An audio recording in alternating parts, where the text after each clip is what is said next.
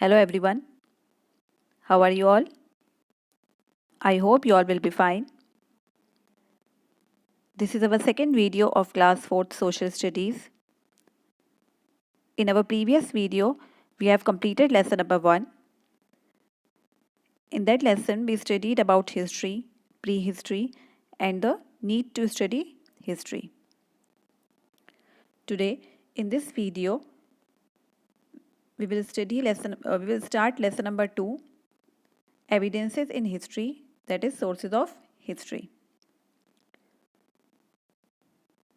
To know about our entire past, हमारे पुराने past के बारे में जानने के लिए हिस्टोरियंस जो हैं अलग अलग सोर्सेज को यूज़ करते हैं हिस्ट्री को जानने के लिए to study history.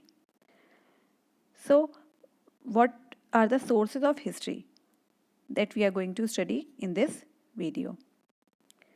In this lesson, we will see the sources of history. So there are two sources of history, that is archaeological and literary.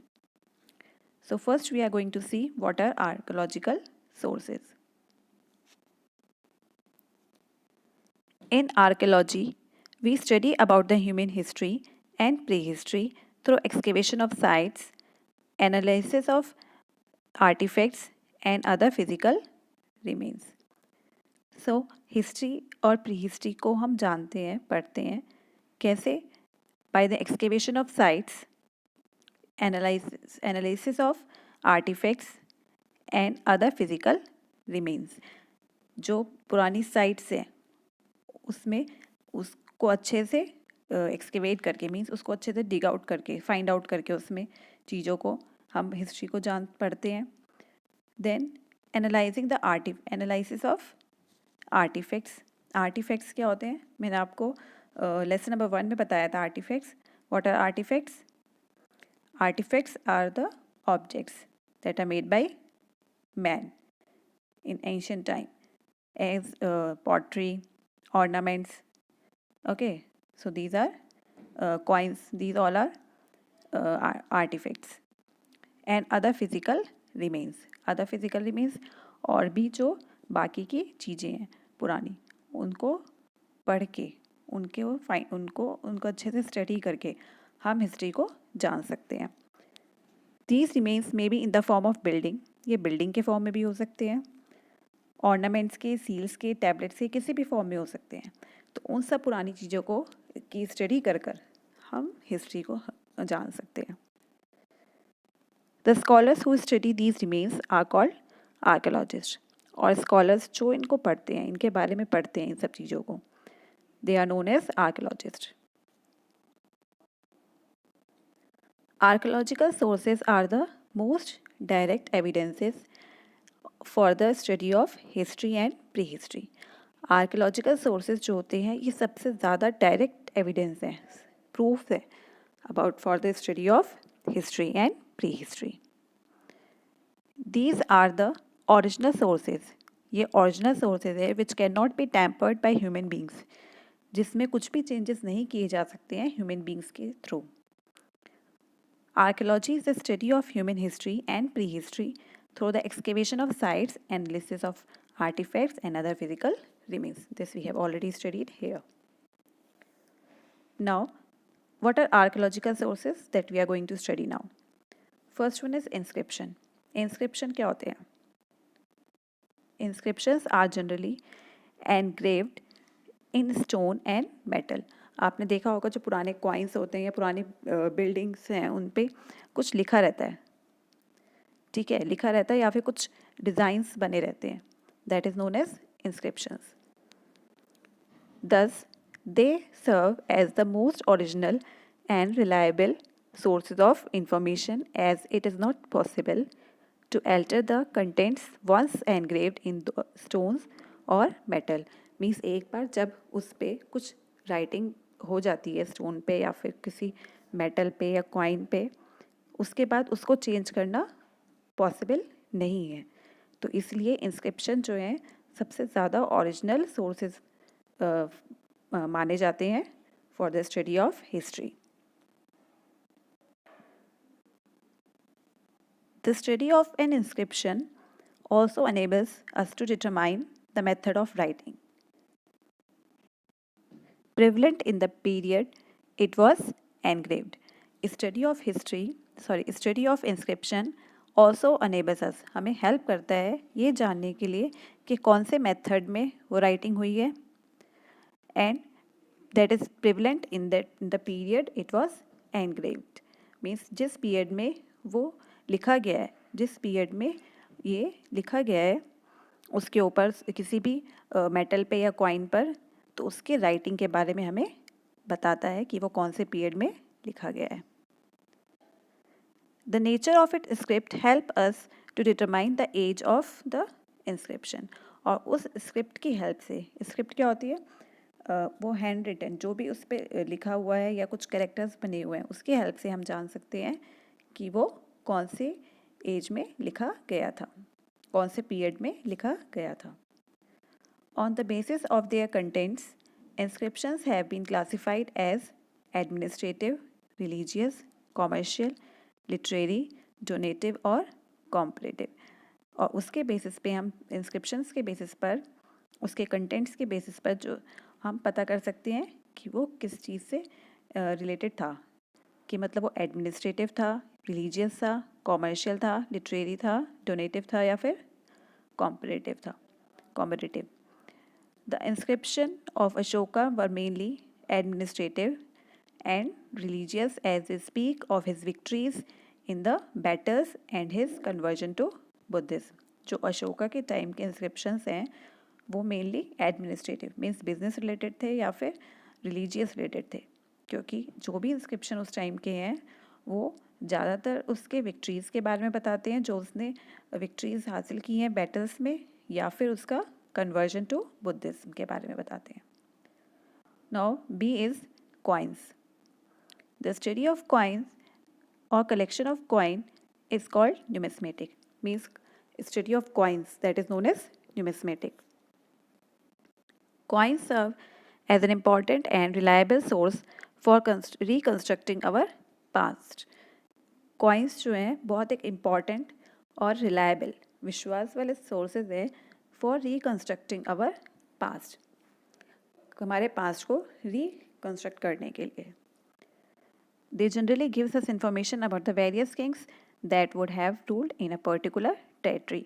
और उनकी हेल्प से हम जान सकते हैं कि कौन सी टेरिटरी में जो किंग्स ने वहाँ पे रूल किया था, उनके बारे में हम उनके नेम्स के बारे में, and chronological and their period of region and extent of their empires and their particular field of interest. इन सब चीज़ों के बारे में हम कॉइन्स की स्टडी से पता कर सकते हैं. They also furnish information about the prevalent languages, कि उस टाइम पर कौन सी लैंग्वेज थी, religious, trade and commerce and the state of prosperity of a kingdom or state, कि उसका जो kingdom था वो कितना prosperous था.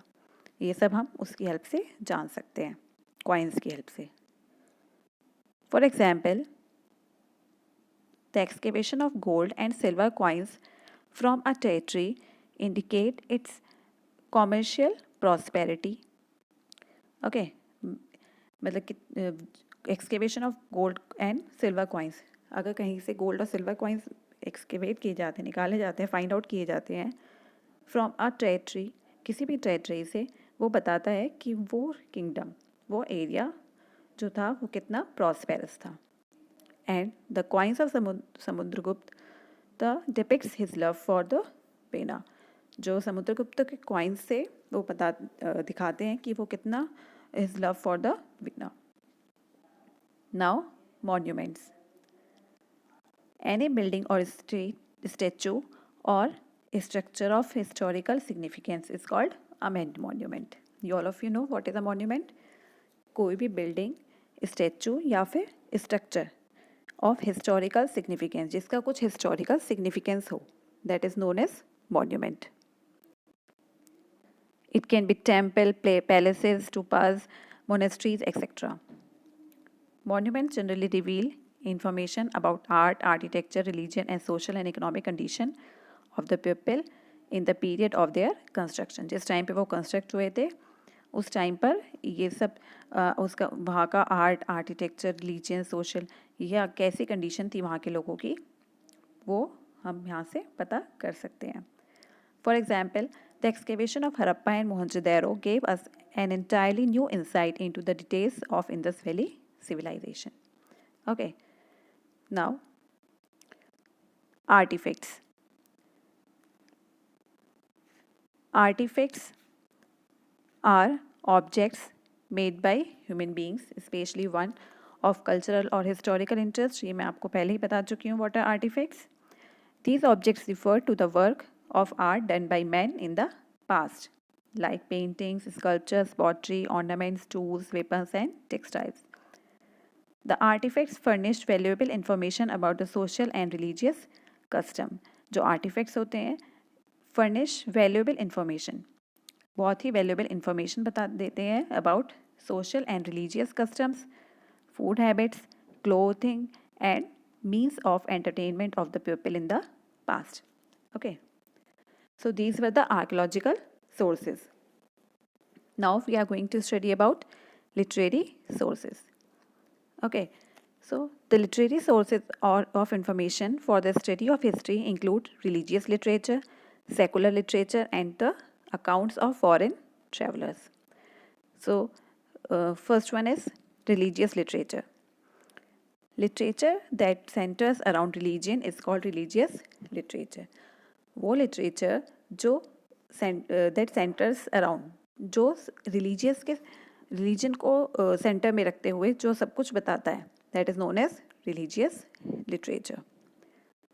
It is in the form of an epic or a play. ये किसी epic के form में भी हो सकता है या फिर play के form में. Okay, epic means a long poem जो derived होती है from an ancient tradition. Okay. So most of the ancient Indian literature is religious in nature. जो ancient Indian literature है, जो पुराना Indian literature है, is religious. वो mainly religious है nature में. The four Vedas, the Rig Veda, the Samaveda, the Yajur Veda, and the Arth Veda, the two great epics, the Ramayana and Mahabharata, are religious in nature.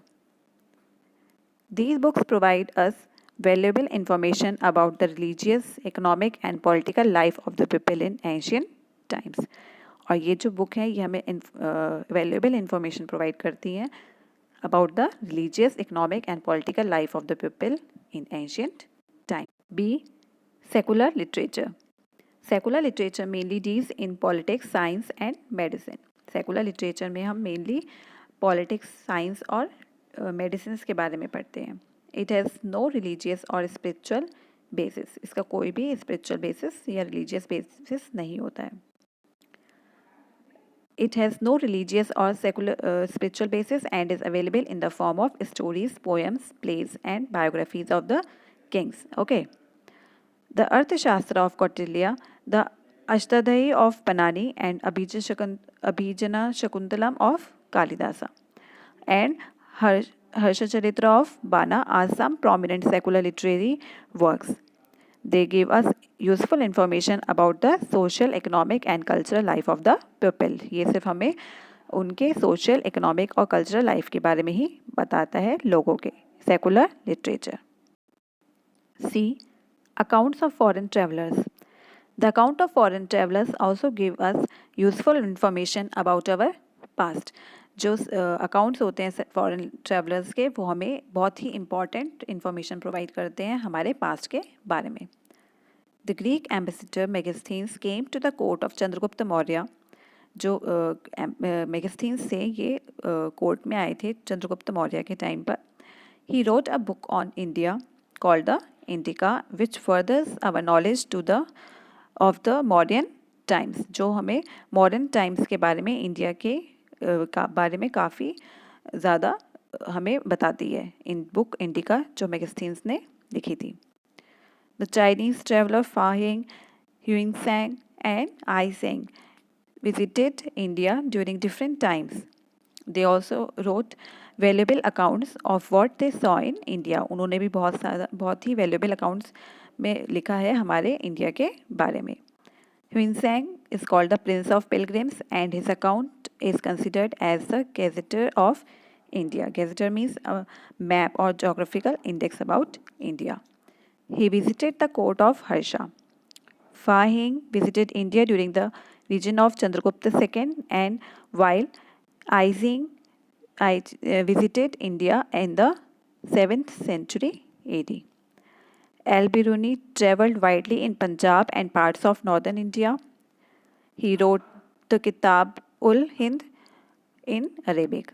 Ibn Battuta wrote the Rihala in Arabic. This book gives rich and interesting details about social and cultural life in the subcontinent in the 14th century AD. ये जो book है Ibn Battuta ने जो लिखी है इन Arabic that is रियाला, इस book में वो हमें इंफॉर्मेशन देती है about the rich and interesting details about the social and cultural life, के सोशल और cultural life in the sub continent में कैसा था in the 14th century AD के बारे में, AD में. Okay, so this is all for today. Further explanation we will do in our next video. Till then, what you have to do till next week, you have to learn all the exercises and question answers of lesson number first. Okay, so this is your homework. Thank you.